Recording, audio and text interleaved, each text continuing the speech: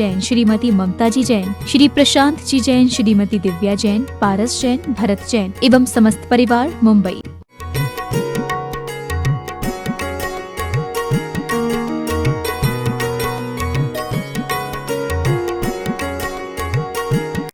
बिंदु संयुक्तं नित्यं ध्यायन्ति योगिनः कामदं मोक्षदं चैव ओंकाराय नमो नमः। अविरल शब्द गनौगा प्रक्षालित सकल भूतल कलंका मुनिभिरुपासित तीर्था सरस्वती हरति नो दुरितम् अज्ञानतिमिरान्धानां ज्ञानाञ्जनशलाकया चक्षुरुन्मीलितं येन तस्मै श्रीगुरुवे नमः। श्रीपरम गुरुभ्यो नमः। परम्पराचार्य गुरुभ्यो नमः। सकलकलुषविध्वंसकं शेषां परिवर्धकं धर्मसम्बन्धकं भव्यजीवमनः प्रतिबोधकारकमिदं शास्त्रं श्रीरत्नकरण्डकश्रावकाचार्यनामधेयम् अस्मूलग्रन्थकर्तारः श्रीसर्वज्ञदेवाः ततोत्तरग्रन्थकर्तारः श्रीगणधरदेवाः प्रतिगणधरदेवाः तेषां वचोनुसारमासाद्य श्रीमताचार्यप्रवर्षे स्वामी समन्त्रभद्रदेवै विरचितं मङ्गलं भगवान् वीरो मङ्गलं गौतमो गणी मङ्गलं कुन्दकुन्दार्यो जैनधर्मोऽस्तु मङ्गलम्। सर्वमङ्गलमाङ्गल्यं सर्वकल्याणकारकं प्रधानं सर्वधर्माणां जैनं जयतु शासनं कोटिशतं द्वादशैव कोट्यो लक्षाण्यशीतिरस्तधिकानि चैव पञ्चाशदष्टौ च सहस्रसङ्ख्यामेतच्युतं पञ्चपदं नमामि। अर्हन्तवासियत्तं गणहरदेवेहि गन्थियं सम्मं प्रणमामि भक्तजुत्तो सुदनाणमहोदयं शिरसा छायवन्ते सुदवत्ते काउसगो कौ तस्सालोच्यं अंगुवंगपैन्य पावड़ीय परियम सुत्त पड़माणि योग पवगय चूलिया चैव सुत्त तैत्विदम कायम स्यानिचकालमंचेमि पूजेमि वंदामि नमस्सामि दुख को कम को बोइलाओ सुगय गमनम समाय मन्नम जिनुगुण संपत्तियोदुमज्जम। अथ पौर्वाण्यक स्वाध्याय वेलायाम श्रीमद आचार्य भक्ति कायो सर्गम करोमि।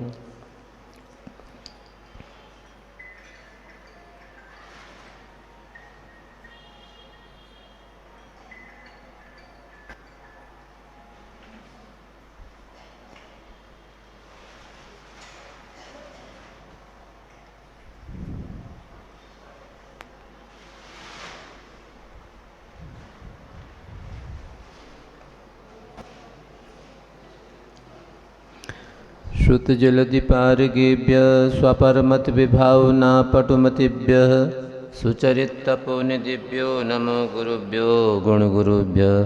छत्तीसगुणसमग्रे पञ्चव्याचारकरणसन्दर्शे शिष्यानुज्ञये कुशले धम्मायिर्ये सदा वन्दे गुरुवत् संयमेनया तरन्त संसारसायरं घोरं छिन्नन्ति अट्टकम्मं जम्मणमरणं न पावन्ति ये नित्यं व्रतमन्त्रहोमनिरता ध्यानाग्निहोत्राकुला षट्कर्मा विरतास्तपोदन्दना साधुक्रिया साधव शीलप्रावरणा गुणप्रहरणाश्चन्द्रार्कते ज्योतिका मोक्षद्वारकपाटपाटनभटाः पीडन्तु मां साधव गुरुवः पान्तु नित्यं ज्ञानदर्शननायक चारित्रार्णव गम्भीरा मोक्षमार्गोपदेशका छायवन्ते आयुर्वत्ति काउसगो कौ तस्सालोच्यो सम्मनाण सम्मदंसण सम्मचरजुत्ताणं पञ्चव्याचारणम् आयर्याणम् आयारादिसुदनानोपदेश्याणम् उवज्झयाणं तिर्यणगुणपालयाणं सब्बसाउडं स्यानिचकलमञ्चेमि पूजेमि वन्दामि दुख कौ कम कौ बोइलाओ सुगैगमनं समायमन्नं जिनुगुण संपत्ति होदुमज्जम्। नमः श्रीवर्धमानाय निर्धूतकलिलात्मने सालोकानां त्रिलोकानां यद्विद्यादर्पणाय ते। देवादिदेव श्री विमलनाथ जी भगवान की जय।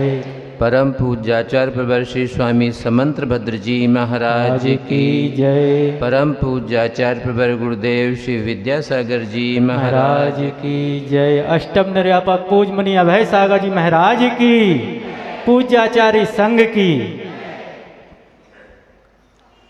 आचार्य भगवान स्वामी श्री समंत भद्र जी महाराज ने गृहस्थ जीवन में रहने वाले श्रावकों के आत्म उत्कर्ष के लिए, आत्म उन्नयन के लिए इस ग्रंथ का सृजन किया, जिसका नाम श्री रत्न करंडक श्रावकाचार है।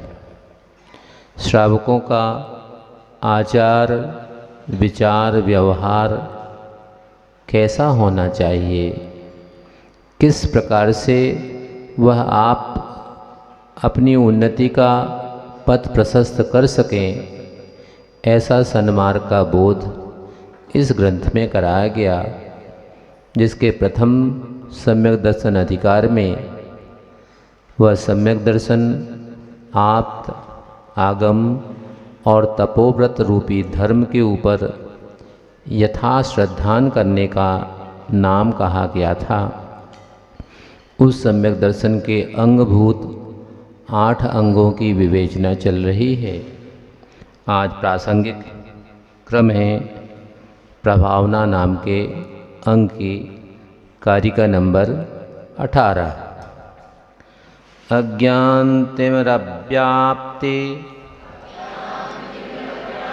मपाकृत्य यथा यथम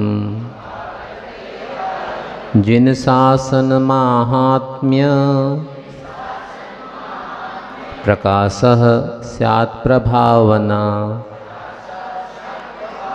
अज्ञानतिमिरव्याप्ति मपाकृत्य यथा यथम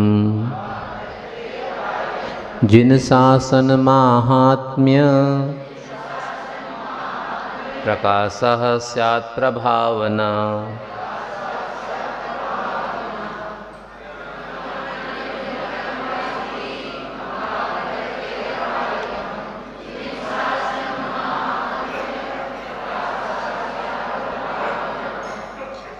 संसार में जो जीव हैं वह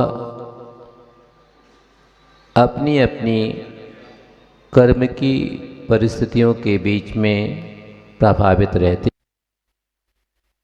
के कारण से अज्ञान का बोलबाला भरा पड़ा रहता है। समीचीन जानकारियों के अभाव में हम क्रिया जो कर रहे हों, श्रद्धा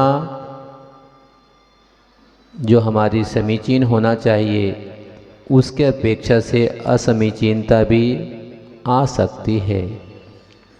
इसलिए उस अज्ञान रूपी जो तिमिर हमारे जीवन में व्याप्त है उसको अपाकृत्य करना है, यानी दूर करना है। जैसे कि किसी के शरीर में कर्म संयोग से व्याधि हुई हो, व्याधि समझते ना, रोग हुआ हो और उस रोग के कारण से शरीर में आकुलता व्याकुलता के कारण अत्यधिक मात्रा में उपलब्ध होते हैं। अब व्याधि अगर शरीर में रहेगी तो आप समीचीन रूप से शरीर का सदुपयोग धार्मिक क्रिया आदि में नहीं कर पाएंगे। तो फिर क्या करना चाहिए? दवा उपचार करना चाहिए। अब दवा करने का भाव मन में आए, पहली बात। फिर दूसरी बात, दवा की व्यवस्था हो जाए तो दूसरी बात। और दोनों हो जाएं, जब तक दवा का सेवन आप नहीं करेंगे तब तक उससे लाभ। ये बात अलग है कि कुछ औषधियाँ आप पेट के भीतर पहुंचा करके भी लाभ ले सकते हैं। कुछ औषधियाँ ऐसी हो सकती हैं जो बाह्य उपचार करके भी उनका प्रयोग किया जा सकता है।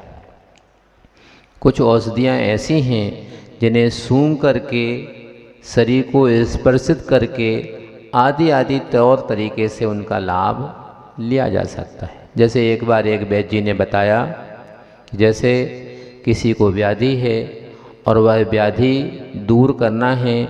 अब अगर गृहस्थ जीवन में श्रावक हैं तो उन्हें तो वह सुबह दोपहर शाम 3-3 खुराक दे सकते हैं, किंतु अगर साधु के जीवन में व्याधि हो तो 3 बार दें दवाई। फिर क्या करें? एक ही बार आहार लेना है तो एक ही बार औषधि का उपयोग होगा। अब यह बात अलग है कि रोग की स्थिति को देख करके और शरीर की परिस्थिति को भी देखना आवश्यक होता है। तब एक आहार के शुरू में, एक आहार के मध्य में और कदाचित एक आहार के अंत में अगर आवश्यकता महसूस हो चिकित्सक को तो ऐसी औषधि दी जा सकती है। मगर देंगे तो एक ही बार, बार बार तो दी नहीं जा सकती। मगर अगर कभी कभी औषधि देना तो है, मगर मात्रा अगर ज़्यादा हो जाए तो जितना फ़ायदा हो वो तो अपने स्थान पर है, नुकसान और हो जाए तो तकलीफ़ घटने की अपेक्षा से बढ़ भी सकती है। इसलिए चिकित्सा करने वाला कुशलतापूर्वक चिकित्सा करता है, किंतु अब औषधि एक ही बार देना है। और जिस रोग के लिए एक बार ऐसा हुआ कि हम लोगों को बंडा आए थे और यहाँ से खुरई जाना था चातुर्मास के निमित्त से। जिस दिन प्रवेश करना था उसके एक दिन पहले वहाँ से पहले एक जरुआ खेड़ा ग्राम पड़ता है, वहाँ आहारचर्या हुई और छोटे महाराज को, निधि सागर जी को बुखार आ गया। और बुखार भी छोटा मोटा नहीं आया, 104 तक बुखार आ गया। अब शरीर में स्थिति ही ऐसी नहीं थी कि, और सुबह प्रवेश करना था वहाँ पर, कैसे किया जाए? दवा तो आहार में चल सकती थी, चलाई भी, मगर उल्टी हो गई। और उसके बाद दिन में और 2-3 बार भी उल्टी हुई। जितना शरीर में थोड़ा बहुत पहुंचा था वो सब। अब औषधि तो दूसरे दिन ही चलेगी कि बीच में भी चल सकती? नहीं चल सकती, नहीं चल सकती। आप लोग कहेंगे तो नहीं चल सकती, और वैसे भी नहीं चलती है। अब चिकित्सा करना है, क्या किया जाए? तो एक चिकित्सक थे, उन्होंने एक प्रयोग बताया था कि महाराज कभी कभी ऐसा भी किया जा सकता है कि जो औषधि आपको मुंह से खिलाना है उस औषधि को नाभि के ऊपर लगा दी जाए, इससे भी आपको लाभ मिल सकता है। ऐसा हो सकता है क्या? सहजता से तो आपको विश्वास शायद ना भी हो, मगर उस दिन वैसे भी पहले भी प्रयोग देखे थे, किए थे, और उस दिन प्रयोग किया तो वह जो बुखार 104 था वो धीरे धीरे धीरे धीरे कमता होता गया। होता होता रात भर में स्थिति सामान्य हो गई। और फिर सुबह महाराज ने कहा कि महाराज अगर बिहार करना हो तो कर सकते हैं। कितना चलेंगे? जितना आप कहेंगे उतना चलेंगे। पता किया कौन स्थान हो सकता है, तो 8 किलोमीटर पर स्थान था, मगर वहाँ पहुँचे, स्थान की अनुकूलता नहीं हुई तो 2 किलोमीटर और आगे जा कर के 10 किलोमीटर पर चर्या हुई। तो जैसे कि वह औषधि अगर एक ही बार हमारे सेवन करने की योग्य थी, किंतु बाह्य अगर प्रयोग करने की दशा हो तो उसका प्रयोग करके वह काम जो भीतर पहुंचा करके हमें लेना था वो बाहर प्रयोग से भी। गर्मी में मान लो किसी को बुखार आ गया तो अब क्या किया जाए? आचार्य भगवान बताया करते हैं कि एक काम करो, गर्म पानी, जरफराए थे नहीं, कुनकुना सा पानी करवाओ, कुनकुने से थोड़ा सा ज़्यादा हो जाए और उस पानी में पैर डाल लो। क्या होगा उससे? शरीर में उष्णता पहुँचेगी, जो पसीना नहीं आ रहा हो वो पसीना आकर के वह बुखार उतर सकता है। नहीं तो फिर आप लोग बाहर प्रयोग तो करते हैं, ठंडी पट्टी सिर आदि पर रख करके शरीर का बुखार उतारने का प्रयास करते रहे, किंतु जब तक उस चीज़ का ज्ञान ना हो आपको, वह ज्ञान भी समीचीन होना चाहिए। क्यों? क्योंकि कई बार ऐसा होता है कि किसी श्रावक ने मान लो गर्मी के समय आहार दिए थे और फिर दोबारा दूसरी साल मौका मिला तो वो ठंडी के समय में आया और आहार में ठंडाई बना करके ले आया। महाराज लियो आप, हमने पिछली बार आपको वार दिए थे ना, उसमें आपने ठंडाई ली थी, इस समय भी ठंडाई लो। और अगर ठंडी में उसने आहार दिए थे और गर्मी में उकाली बना करके ले आए तो उसका भाव बुरा है क्या? भाव तो बुरा नहीं है, किंतु उसका द्रव्य क्षेत्र काल भव और भाव 5 बातें आगम में बताई गई हैं। वह द्रव्य क्या था, क्षेत्र क्या था अथवा काल क्या था।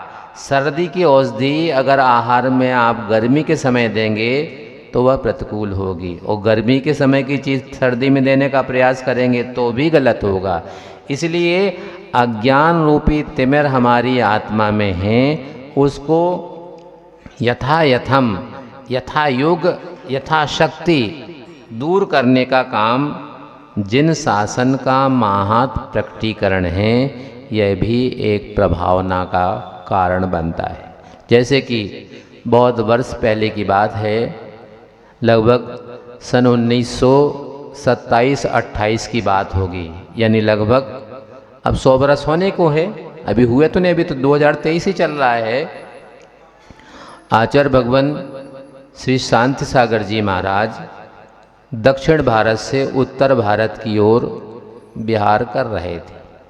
रास्ते में एक स्टेट पड़ती थी उस समय पर, निजाम स्टेट।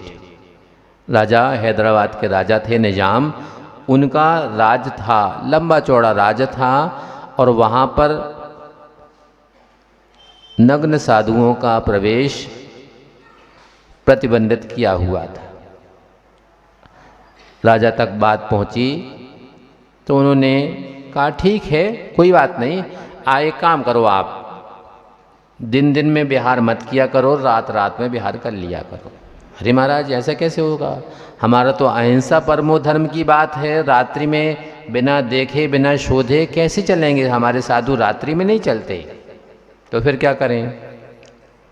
दूसरा संशोधन आदेश जारी हो गया, चलो कोई बात नहीं, आप साधुओं को ले जाओ, किंतु कवर्ड करके चारों तरफ पर्दा लगाओ, पर्दा लगा करके निकाल के ले जाओ। महाराज ने कहा ऐसा भी संभव नहीं है, क्योंकि हम तो दिगंबर वेश के धारक हैं, इसलिए इसी वेश के साथ कवर्ड काम नहीं चलेगा। बाद में राजा के पास प्रयास किया गया, उसकी भी अनुमति मिल गई।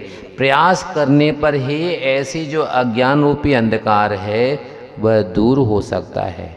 सुनते हैं कि वह दिल्ली पहुँचे होगा संघ, और महाराज श्री ने संकेत किया आज कहाँ चलना है, आज वायसराय भवन के यहाँ चलना है, आज लाल मंदिर के पास चलना है। तीसरे दिन जो नगर के प्रसिद्ध स्थान थे वहाँ चलना है, और एक भैया देखो कमेटी वालों स्थान ध्यान रखो, एक फोटोग्राफर की भी व्यवस्था करके रखो, अलग अलग एंगल से अलग अलग फ़ोटो खींच लो। अब जिनको आलोचना प्रति आलोचना करना होती है उनका काम है मीन मेख निकालना। लोगों ने फुसफुसाना शुरू करे, महाराज के तो फ़ोटो के जवाबों को शौक़ है। क्यों? देखो स्वयं जा रहे हैं और साथ साथ फोटोग्राफर को भी ले जा रहे हैं और कह रहे हैं ये एंगल से फ़ोटो खींच लो, ताकि पीछे देखे कि 22 राय के थे भी हम आए थे। महाराज का दूर तक ऐसा भाव नहीं था। भाव क्या था कि यह नग्न दिगंबर मुद्रा का धारण करने वाला साधु सार्वजनिक स्थान पर भी आ जा सकता है। उसका प्रमाण आज नहीं, कालांतर में भी कभी आवश्यकता पड़े तो हम फोटो के प्रमाण के रूप से दिखा सकते हैं कि ये प्रमाण है कि ऐसा काम अतीत में भी हुआ है। तो ये उनकी दूरगामी दृष्टि थी। क्यों? क्योंकि अगर ऐसा नहीं करते तो हो सकता है 1932 में नग्न साधुओं का प्रवेश प्रतिबंधित करने के संबंध में एक बिल भी आया था। फिर एक विद्वान ने मुहिम उठाई और एक पुस्तक का सृजन किया। इतिहास में, दर्शन में, पुरातत्व में, बौद्ध संस्कृति में, मुग़ल संस्कृति में, ईसाई संस्कृति में, हिंदू संस्कृति में कहाँ कहाँ दिगंबरत्व के वेश का उल्लेख है, उस सब के प्रमाणों को इकट्ठा किया गया और एक पुस्तक बनाई गई, दिगंबरत्व और दिगंबर मुनि। डॉक्टर कामता प्रसाद जैन थे, उन्होंने लगभग 200 पृष्ठ की वह पुस्तक तैयार की और वह जो बिल लेकर के आए थे उन तक पहुंचाने का प्रयास किया। उसको पढ़ कर के उनको लगा कि हमारे ही हिंदू ग्रंथों में इतने प्रमाण लिखे हैं कि दिगंबर साधुओं का कैसे उल्लेख है। यहाँ तक कि जैसे कि महाभारत में है एक प्रसंग, और कृष्ण जी अर्जुन के साथ में रथ में बैठे हुए हैं और अर्जुन से कह रहे हैं, अर्जुन देखो सामने, क्या देखना है भगवान? वो सामने देखो। अब क्या देखना, आप वो तो बताओ क्या देखना है।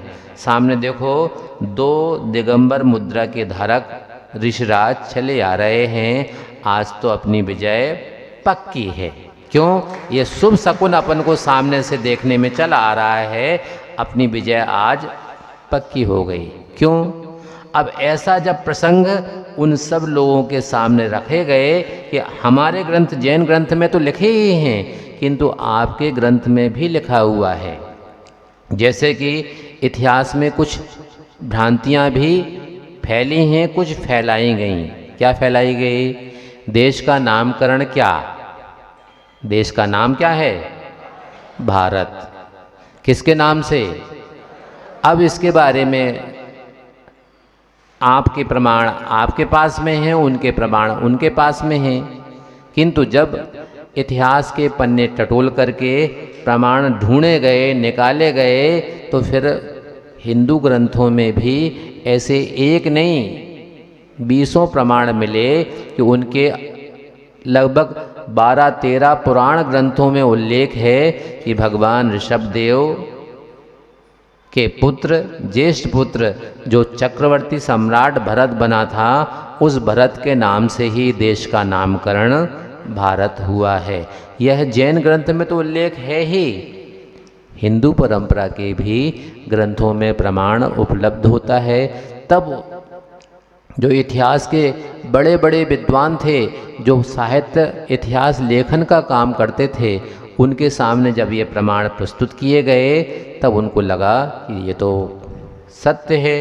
अब एक आध ग्रंथ की बात होती तो हम उसको झूठला सकते थे, अनेक ग्रंथों में ऐसे प्रमाण हैं।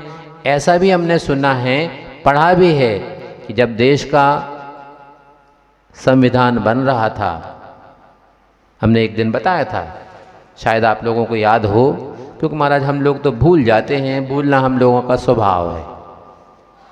देश का संविधान किसने बनाया था? क्यों भैया? पुरुष लोग बताओ कछु है? हाँ, अधिकांश व्यक्तियों का मन में जो हमने सुना है महाराज, हमने तो यही सुना है कि डॉक्टर भीमराव अंबेडकर ने संविधान बनाया है। ऐसे ही कुछ आप लोगों का मत है क्या? कछु लोग कह रहे हो, कछु लोग ऐसे ऐसे कर रहे, कछु लोग ऐसे ऐसे कर रहे। फिर सही क्या है? लगभग 305 सदस्य थे संविधान निर्मात्री सभा में। भले ही उस कमेटी के चेयरमैन अंबेडकर जी थे, मगर 305 सदस्य उसमें थे, जिसमें से ढूंढने पर प्राप्त हुआ कि 7 सदस्य जैन भी थे, जिन्होंने उस भारत के संविधान को बनाने का काम किया। और उसमें से आपके सागर, जो आपका जिला मुख्यालय है, यहाँ के जो विश्वविद्यालय जिनके नाम से है, सुनते हैं कि यहाँ चील पहाड़ी है, कहूँ है चील पहाड़ी, इतना ही कहूँ उनका जन्म हुआ था। और फिर बाद में वहाँ सागर में विश्वविद्यालय का निर्माण करने वाले डॉक्टर हरि सिंह गौर भी उस संविधान निर्मात्री सभा के सदस्य थे। किंतु सागर के भी एक गौरव पुत्र थे जो जिनका जन्म जैन कुल में हुआ था, वो भी उस संविधान निर्माती सभा में सदस्य थे। बताओ भैया पुरुष लोग कौन थे ऐसे महापुरुष? बहुत अच्छा, रतन चंद्र मालवीय उनका नाम था। मालवीय नाम नहीं था, सरनेम तो उनका मलैया था। मगर तीसरी कक्षा में जब वो पढ़ते थे कुरवाई स्टेट में, गौरव पुरुष जैन समाज के थे, वह भी उसमें सदस्य थे। इतना ही नहीं, उत्तर प्रदेश से एक अजित प्रसाद जैन भी उसमें सदस्य थे, जो बाद में केरल के राज्यपाल के रूप में भी रहे हैं, केंद्रीय मंत्री भी रहे हैं। एक इसी प्रकार से झाबुआ स्टेट है, वहाँ से भी एक जैन सदस्य थे, शायद कुसुमकांत जैन उनका नाम होगा, वह भी उस संविधान निर्माती सभा के सदस्य थे। इतना ही नहीं, एक अर्जुन जी खीमजी भाई थे, वह भी उस संविधान सभा के सदस्य थे। कितने हो गए? चार हो गए। पांचवें थे बलवंत सिंह मेहता, ये उदयपुर के रहने वाले थे। जब एक व्यक्ति उनके पास पहुँचे, उनका इंटरव्यू नोट किया कि आप बताएं कि आपने क्या विशेष रूप से भाग लिया, क्या आपका महती योगदान है। तब उन्होंने एक जानकारी बताई कि जब क्षेत्रों का निर्धारण हो रहा था, एरिया का बंटवारा हो रहा था, उस समय पर उदयपुर डिस्ट्रिक्ट में एक स्थान है अंबाजी कहलाती हैं। अंबाजी का मंदिर बहुत प्रसिद्ध स्थान है। वह गुजरात के लोग चाहते थे कि हमारे स्टेट में चला जाए, और राजस्थान वाले चाहते थे, जैसे कि अमरकंटक है ना, वहाँ पर अमरकंटक में जहाँ अभी क्षेत्र बना हुआ है, कौन सा क्षेत्र? सर्वोदय क्षेत्र। वहाँ पर हम लोग आचार्य भगवान के साथ में जब वर्षा योग में थे, तो आहारचर्या तो होती थी हम लोगों की मध्य प्रदेश में, और निहारचर्या होती थी छत्तीसगढ़ में। क्यों? आधा किलोमीटर नीचे चले जाओ तो छत्तीसगढ़ का एरिया शुरू हो जाता था। तो ऐसे में वहाँ एक माई की बगिया स्थान कहलाता है। वह माई की बगिया का निचला वाला एरिया छत्तीसगढ़ में है, ऊपर वाला एरिया मध्य प्रदेश में है। तो ऐसे जहाँ क्षेत्रों का बंटवारा होता है, कभी कभी वह आन बान शान की बात है। तो उन्होंने कहा कि विभाजन के समय पर कहाँ मोरारजी भाई देसाई और वल्लभ भाई पटेल जैसे दिग्गज नेता थे, वो अपनी तरफ गुजरात में ले जाना चाहते थे, और हमने प्रयास किया कि नहीं, ये हमारी आन और बान शान का प्रतीक है, ये राजस्थान में ही रहेगा। और उसका परिणाम निकला कि वह राजस्थान में ही रह गया। तो ऐसे हमारे समाज के धरोहर पुरुष भी हुए हैं जिन्होंने संविधान में बड़ा बढ़ चढ़ के भाग लिया। एक हैं शीशी शाह, चिमन भाई चीकू भाई शाह, वह भी उस संविधान को निर्मित कराने में महती योगदान देने वाले व्यक्ति हैं। और एक और अंतिम में हैं जयसुखलाल हाथी, वह भी लगता तो सरनेम हाथी जैसा है, मगर हाथी कहने के लिए हैं। सौराष्ट्र गुजरात से थे, बाद में राज्यसभा सदस्य भी रहे, और पंजाब के राज्यपाल के रूप में भी वो प्रसिद्धि को प्राप्त हुए। ऐसे 7 व्यक्ति देश के संविधान को बनाने में महती योगदान देने वाले समाज के हैं। उसी प्रसंग में ऐसा सुनने में आया, कुछ पुस्तकों में हमने पढ़ा भी, कि जब देश का नामकरण की चर्चा आई, क्या किया जाए। अनेक प्रमाण निकाल करके पुराण ग्रंथों से निकाल करके रखे गए, और वो सब उस संविधान निर्माती सभा के सामने लाए गए। चर्चा ये आई, ये कितने वर्ष प्राचीन प्रमाण आपने ढूंढे हैं। तो किसी ने बताया कि 14वीं शताब्दी का है, कोई 12वीं शताब्दी का है, कोई 10वीं शताब्दी का है, कोई 8वीं शताब्दी के पुराण ग्रंथों से निकाले गए हैं। तो देश के प्रधानमंत्री जो उस समय थे, पंडित जवाहरलाल नेहरू, उन्होंने कहा कि इससे और प्राचीन प्रमाण कोई ऐतिहासिक दृष्टि से, ग्रंथ तो अपने आप में प्रमाण हैं ही, किंतु इतिहास और पुरातत्व की दृष्टि से अगर और कोई प्रमाण ढूंढा जाए तो ज़्यादा उपयुक्त होगा। फिर ईसा पूर्व दूसरी शताब्दी का एक शिलालेख है, वर्तमान में उड़ीसा प्रदेश है, उड़ीसा नहीं, अब प्रदेश का नाम बदल करके उड़ीसा से ओडिशा हो गया है। वहाँ की राजधानी क्या है? भुवनेश्वर। वहाँ से लगभग 14-15 किलोमीटर पर एक क्षेत्र है, कौन सा है? खंडगिरी उदयगिरी क्षेत्र है। उस उदयगिरी खंडगिरी क्षेत्र पर एक हाथी गुफा कहलाती है। वैसे तो अनेक गुफा है, एक रानी गुफा है और बहुत सी गुफाएं हैं, खंडगिरी में भी हैं और उदयगिरी में भी हैं, किंतु एक गुफा है जिसका नाम है हाथी गुफा। उसका मस्तिष्क वाला, जैसे हाथी का ये गंड स्थल होता है, ऐसी उस गुफा का संरचना बनी हुई है। उस पर ब्राह्मी लिपि में और प्राकृत भाषा में शिलालेख है, जिसमें ईसा पूर्व दूसरी शताब्दी में एक राजा हुआ है खारवेल। उस खारवेल की प्रशस्ति 17 या 18 पंक्तियों में उत्कीर्णित है। उसमें प्राकृत भाषा में और प्राकृत भाषा में लिखा है कि यह भारतवर्ष का उल्लेख ईसा पूर्व दूसरी शताब्दी में मिला, तो फिर वह प्रमाण उपलब्ध कराया गया तब देश के नामकरण के। मगर चूँकि अंग्रेज़ों की भाषा का प्रचलन ज़्यादा था तो इंडिया दैट इज़ भारत करके संशोधित किया गया, नामकरण अंग्रेजी में रख दिया और दैट इज़ भारत, इंडिया ही भारत है ऐसा मान लिया गया।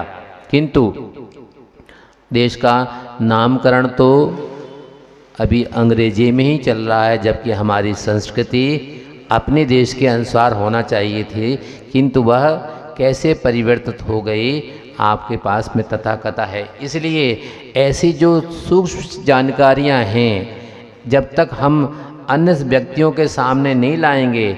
देश का स्वतंत्रता का आंदोलन चला, बहुत बड़ा आंदोलन हुआ, देश के अनेक व्यक्तियों ने उसमें बढ़ चढ़ करके भाग लिया, किंतु जैन समाज जो एक चींटी को भी मारने में विश्वास नहीं रखता है, वह क्या इसमें कुछ भाग ले सकता है? क्या व्यक्ति को सहजता से विश्वास नहीं हो सकता। किंतु एक विद्वान ने प्रयास किया, पति पत्नी दोनों मिले और दोनों ने मिलकर के मानो भाग लेकर के मेहनत करके दिन रात एक करके एक पुस्तक तैयार की और फिर वह स्वतंत्रता संग्राम में जैन के नाम से प्रकाशित हुई, जिसमें लगभग 22 तो जैन व्यक्ति ऐसे हैं जो शहीद हुए। आपके पास में ही गढ़ाकोटा एक स्थान है कि नहीं? सागर में उनके नाम से मार्केट है, साबूलाल मार्केट। आपको पता है कि वो जैन थे, बैसाखिया गोत्र से थे शायद। एक मंडला है जबलपुर के आगे, वहाँ के उदयचंद जैन हुए हैं, वह भी शहीद हुए हैं।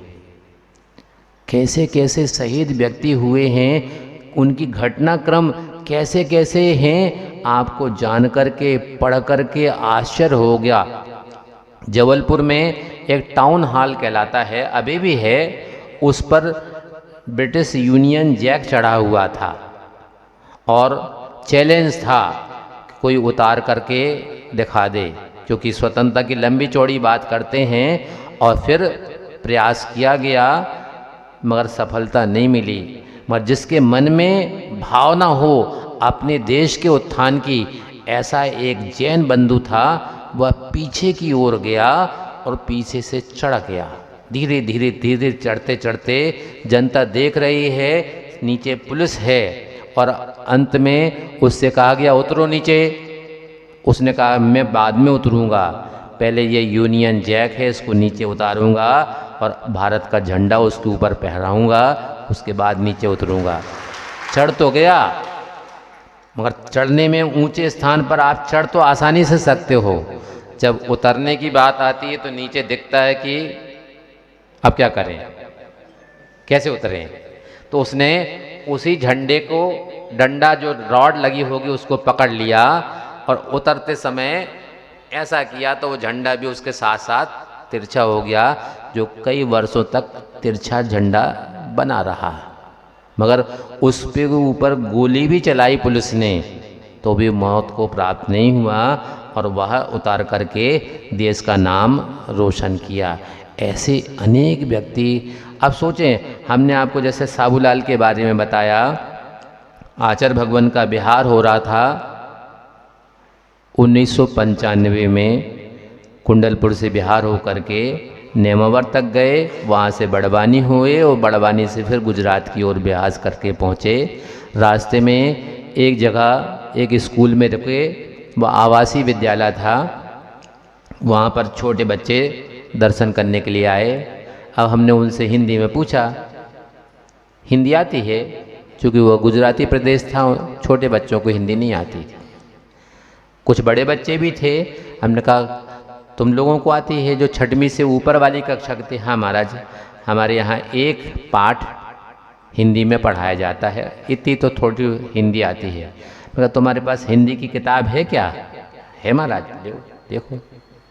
छठवीं की, सातवीं की, आठवीं की, नौवीं की, 10वीं के बच्चे जो थे उनसे उनकी किताब ली और देखा तो शायद छठवीं या सातवीं की कक्षा में गढ़ा कोटा का सब्बू पाठ्यक्रम में पढ़ाया जाता था। हम यहाँ मध्य प्रदेश के बासिंदे हैं, हमें अपने गौरव के बारे में जानकारी नहीं है और उसका पाठ गुजरात में पढ़ाया जाता है। आपके पंडित जुगल किशोर जी मुख्तार हुए हैं, उन्होंने एक मेरी भावना लिखी है। 11-12 पंक्तियां हैं उसमें, मगर कितनी उच्च आदर्श में बात उसमें लिखी है। और वह उस ज़माने में जब उन्होंने लिखी, अब तो उसका हिंदी के अलावा संस्कृत में भी है, अंग्रेजी में भी है, मराठी में भी है, कन्नड़ में भी है, तमिल में, अनेक भाषाओं में अनुवाद हो चुका है और वह प्रसिद्धि को प्राप्त है। आपको ज्ञात हो या ना हो, 7वीं कक्षा की जो बाल भारती मध्य प्रदेश में पढ़ाई जाती है, उसका पहला पाठ मेरी भावना है। मेरी भावना के 7 स्टैंजा उसमें बच्चों को पढ़ाया जाता है। ऐसे जब तक हमारी संस्कृति का द्योतक करने वाला आपको ज्ञात हो या ना हो, 9वीं कक्षा की जो हिंदी की विशेष पुस्तक थी, उसमें आचार्य भगवान के द्वारा लिखी हुई मूक माटी का एक पाठ्यक्रम में अंगीकृत है, पढ़ाया जा रहा है। पर हम अपने बारे में हमें स्वयं का अगर बोध नहीं हो, आचार्य भगवान ने मूक माटी तो लिखी हिंदी में, एक देश के बहुत बड़े इतिहासकार हैं, उन्होंने हिंदी साहित्य का वस्तुपरक इतिहास पुस्तक लिखी और उनको जब हमने साहित्य आचार्य भगवान का पहुंचाया, बड़े प्रभावित हुए। हालांकि बहुत तीखी आलोचना लिखने वाला व्यक्ति था, मगर लिखा भी उन्होंने अपना, और लिखा कि एक पुस्तक लिखी उन्होंने, हिंदी सेवी दार्शनिक नेता योगी। देश के लगभग 33 व्यक्तियों के ऊपर उन्होंने पुस्तक में लेखन कर लिया। अंत में आचार्य भगवान की जब मूक माटी उनके पास पहुंची तो उन्होंने उसको पढ़ करके भी अपनी पुस्तक में एक पाठ और बढ़ाया, आचार्य विद्यासागर के नाम से। क्यों बढ़ाया? क्योंकि उन्हें को लगा कि हिंदी को हिंदी में लिखने वाले तो अनेक व्यक्ति हो सकते हैं, किंतु अहिंदी भाषा भाषी जो कर्नाटक प्रदेश के रहने वाले हैं, उन्होंने हिंदी के लिए इतना बड़ा महान योगदान दिया है, इसलिए इनका पाठ हमें अवश्य जोड़ना चाहिए, ऐसा उन्होंने प्रयास किया।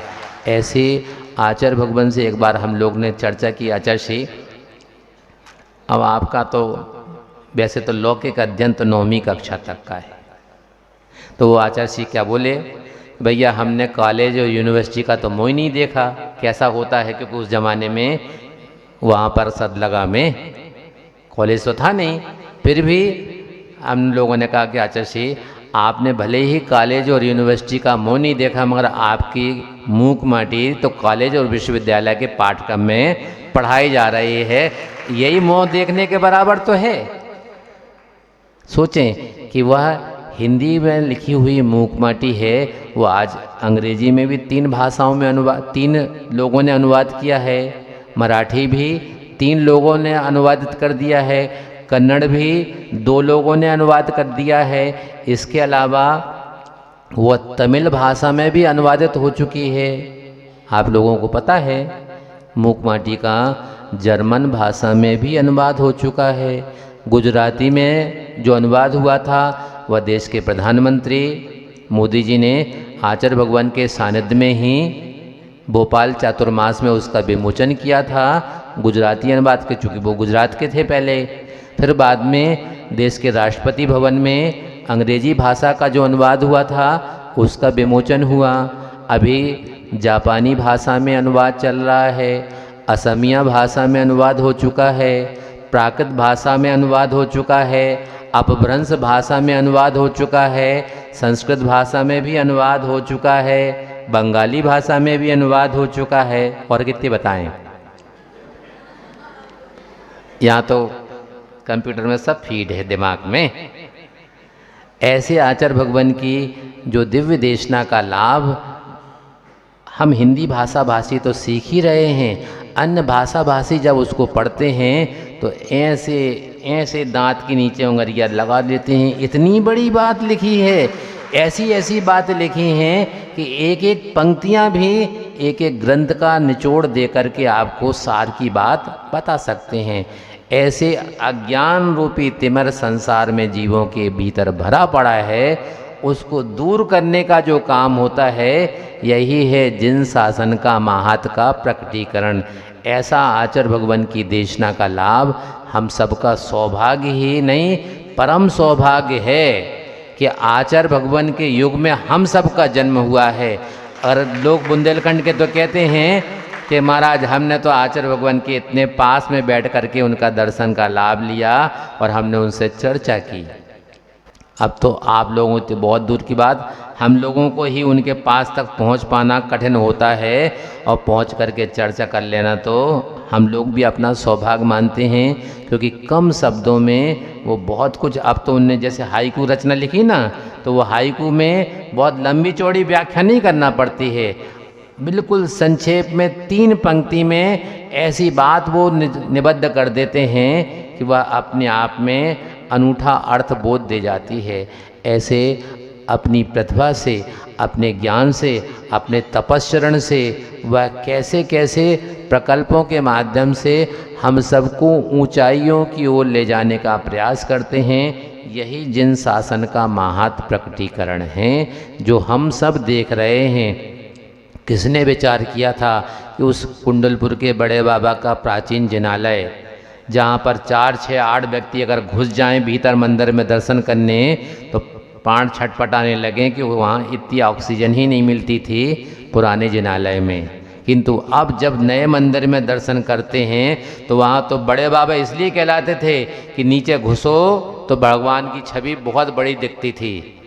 अब बड़े मंदिर में जहाँ भगवान पहुँच गए हैं वहाँ पे बे भगवान स्वयं छोटे लगने लगे हैं। इतना बड़ा मंदिर हो गया है कि हजारों व्यक्ति एक साथ यहाँ से वहाँ तक बैठ जाएं तो उनको दर्शन का लाभ, भीतर गर्भगृह में जाने की आवश्यकता नहीं है। जितने अच्छे से वो दूर से दिखते हैं भगवान, उतने तो पास वाले भी नहीं आनंद का लाभ ले पाते हैं।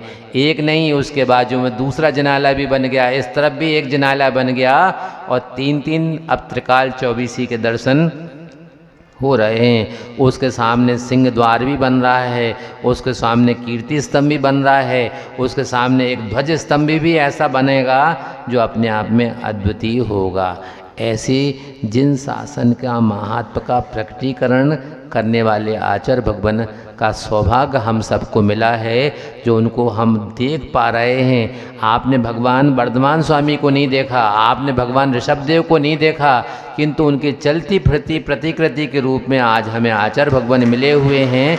इसका बड़ा हमारा सौभाग्य ही कहा जाए। ऐसा जिन शासन का महात्म्य है, कहना तो कितौ के चलो महाराज बता चलो आप तो कछु भी।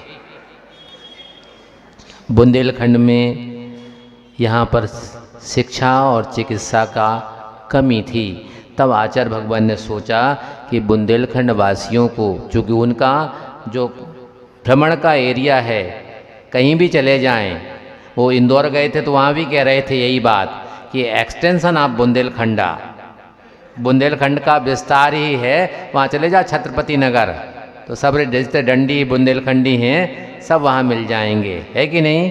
तो इसलिए उन्होंने सोचा कि यहाँ चिकित्सा और शिक्षा का लाभ मिलना चाहिए समाज को। तो हम अर्थ का संचय अपने लिए तो व्यक्ति हमेशा करता रहता है, किंतु परमार्थ की दृष्टि से सबको लाभ मिले, इसका सदुपयोग हो, क्या किया जाए। तो इसलिए भाग्योदय तीर्थ का निर्माण करवा दिया जहाँ आपको आरोग्य का लाभ मिले। इतना ही नहीं, उसके साथ साथ में पैरामेडिकल कॉलेज भी खोल दिया वहाँ पर। नेचुरोपैथी का तो कॉलेज था ही, इसी प्रकार से दूसरे प्रकार से नर्सिंग कॉलेज भी बन गया है।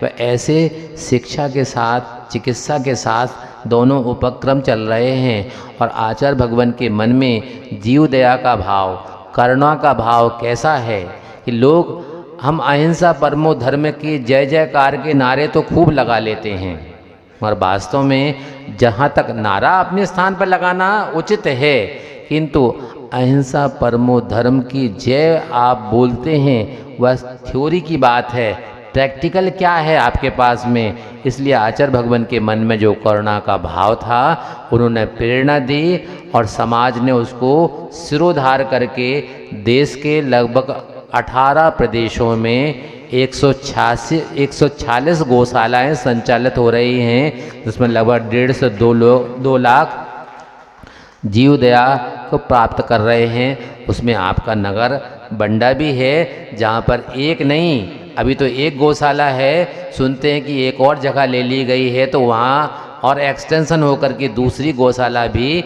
बनाने का काम चल रहा है। वहाँ भी सेट बन रहे हैं और लगभग जब वो वहाँ भी बन जाएगा तो लगभग 2000 पशुधन का आप जीव दया का पालन करके अग्रसर होंगे।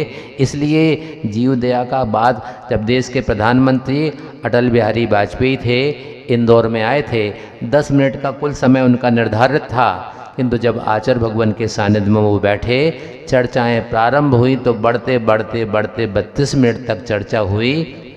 उसमें आचार्य भगवान ने उनके सामने बात रखी अहिंसा जीव दया की। तो उन्होंने कहा कि महाराज हमारा भी बिल्कुल अंतरंग से भाव जीव दया का है और हम प्रयास करते हैं, किंतु इस समय हमारी सरकार लंगड़ी सरकार है, क्योंकि गठबंधन की सरकार है और कुछ ऐसे भी विचारधारा के लोग अभी हमारे साथ में हैं कि अगर हम इस मुद्दे को उठाएंगे तो शायद सरकार भी हमारी, मगर फिर भी हम आपसे, तो आप संत हैं, महात्मा हैं, आपसे अनुरोध करते हैं कि आप अपनी प्रेरणा दें, लोगों को मार्गदर्शन दें कि जीव दया में अग्रसर हों। और उसका ही सुपरिणाम है कि आज दयोदय के नाम से देश में उन 18 प्रदेशों में गौशालाएँ चल रही हैं। उन 2004 की बात थी, 2004 में आचार्य भगवान का वर्षायोग कहाँ था, है किसी को पता? जबलपुर में, मड़िया जी में, तिलवारा घाट में दयोदय तीर्थ में था। वहाँ की सांसद महोदय दर्शन करने के लिए आई। उनका जो सेक्रेटरी था उसने एक बार कहा, महाराज एक ट्रेन चलती है जबलपुर से कोटा तक, इसका नाम अभी तो जबलपुर कोटा एक्सप्रेस है, अगर इसका नामकरण कुछ आचार्य भगवान बता दें। आचार्य भगवान ने कहा सोचते हैं। फिर बाद में दोबारा आए, तिबार आए, उन्होंने अपना अनुरोध बार बार किया। फिर आचार्य भगवान ने कहा कि देखो इससे बड़ा और क्या नाम हो सकता है, जहाँ हम बैठे हैं यही नाम इतना सुंदर है, दयोदय नाम उसका अगर चाहे सरकार तो कर सकते हैं। प्रयास करवाया गया। कुंडलपुर कमेटी के अध्यक्ष जी आए, सिंगई जी, महाराज कुंडलपुर में जो देश भर से भक्त आते हैं उसमें से राजस्थान का भी एक बहुमूल्य योगदान है और उसमें भी अधिकांश व्यक्ति जयपुर और जयपुर के आसपास से आते हैं। वो ट्रेन से पहले उनको कोटा आना पड़ता है, फिर ये एक्सप्रेस पकड़ करके आना पड़ता है। अगर ये एक्सटेंशन ऑफ जयपुर तक हो जाए तो और बढ़िया, सोने में सुगंध है। पत्राचार करवाया गया और रेल राज्य मंत्री का पत्र आ गया कि व्यावहारिक परिस्थितियों के कारण से इसका एक्सटेंशन किया जाना संभव नहीं है। उस समय पर जबलपुर के एक श्रावक थे जो बाद में राजस्थान के राज्यपाल बन करके नियुक्त हुए, निर्मल चंद जैन, वह भी आचार्य भगवान से मार्गदर्शन लेने आए। तो आचार्य भगवान ने उनसे भी यही कहा था, अगर अपने पद का सदुपयोग कर सको ऐसा काम करवाओ। जी महाराज प्रयास करते हैं और उसका ही सुपरिणाम निकला कि वह ट्रेन कोटा से जयपुर तक बढ़ गई। अब तो और जयपुर से बढ़ करके अजमेर तक एक्सटेंशन हो गया उसका। और जब नामकरण की बात आई, नामकरण दयोदय किया गया। उस समय के जो रेल मंत्री थे उनके टेबल पर वो मैटर पहुंचा। उनने अपने पीए से पूछ लिया, क्या पूछा, ये दयोदय क्या होता है। अब उनकी भाषा ऐसे ही है कि नहीं, बिहारी बाबू हैं, तो इसलिए तत्काल उनके पीए ने पूछवाया कि महाराज ये दयोदय अपन ने नामकरण का विचार किया है, इसका आशय क्या है। आचार्य भगवान ने बताया कि देखो जीव दया ही हमारा धर्म है, हम अहिंसा परमो धर्म की बात करते हैं, तो दया ही हमारा जीवन का अंग है। वही हमने दया का उदय जहाँ पर हो, बिल्कुल, अरे इतना बढ़िया नाम है, तत्काल उन्हें साइन किए इसका नाम दयोदय एक्सप्रेस किया जाए। तो एक छोटा सा प्रयास करने से उस ट्रेन का नाम भी जो दयोदय है, जो दयोदय महासंघ के नाम से आज गौशालाएं संचालित हो रही हैं, उसी के नाम से ट्रेन भी चल रही है। ऐसा जिन शासन का महत्व में आपका, अब कितना महत्व बताएं हम, जितना कहें उतना कम पड़ेगा कि तो यहाँ तो दिमाग में बहुत बातें हैं, फिर भी कब जब समय मिलेगा आगे बताएंगे। बोलिए आचार्य गुरुवर श्री विद्यासागर जी महाराज की। पुण्यार्चक थे श्री राजेंद्र प्रसाद जी जैन, श्रीमती ममता जी जैन, श्री प्रशांत जी जैन, श्रीमती दिव्या जैन, पारस जैन, भरत जैन एवं समस्त परिवार, मुंबई।